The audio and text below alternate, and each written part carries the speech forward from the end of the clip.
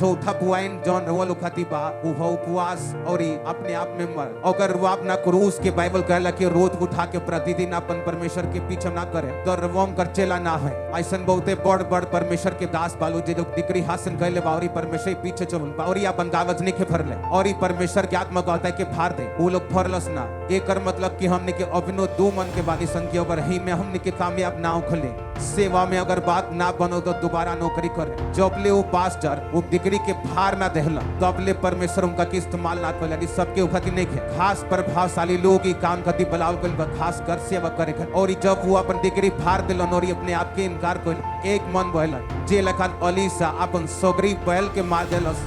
लोक में बांट देलस। वो कनी क्या अपना माई बाप के हाथ में दे सकत रहे, ठीका बदे सकत रहे, किराया पर चढ़ा सकत रहे कि हमार कमाई होत रही चल कोनो बात ना चल किराया बदी आ जा। लेकिन परमेश्वर बनी ना सब कुछ छोड़ के हमरा पीछे आवुन। सेल्फ डिनाइल की जोन परमेश्वर वो करे कहलगन कबो कहे नहीं वो कि अपन समतिया के छोड़ दे अपन भाई वो समतिया के छोड़ दे और ये से यारी मत रहो। लेकिन हमनी के बुझला ना वो का कहियो सन हमरा बारे में का सोची एक मतलब रवा अपेले सेल्फ डिनाइल में नहीं की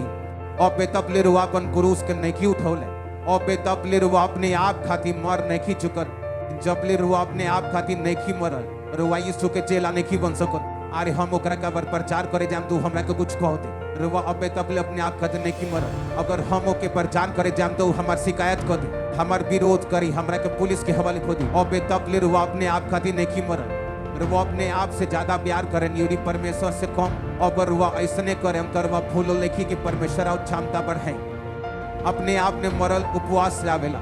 जब वह उपवास करेनी तुरंत वह अपने आप के अपना शरीर की इच्छा के कमजोर कर देनी और वह के बेबी जान करे के मन करेला तर वो उपवास में चल अगर वह अपना शरीर के देखे जाता नहीं अपने आप ने अपनी इच्छा के मरते हुए उपवास करे फास्टिंग और सेल्फ डिनाइल के साथ ले चलेला और वह फास्टिंग करे नहीं उपवास करे नहीं और ये बाइक अपने आप में मरण रोज रोज वो अपनी इच्छा के खत्म करे अपने आप के और ही मजबूत करे नहीं आत्मा में और यही चीज राव क्षमता के बढ़ावेला।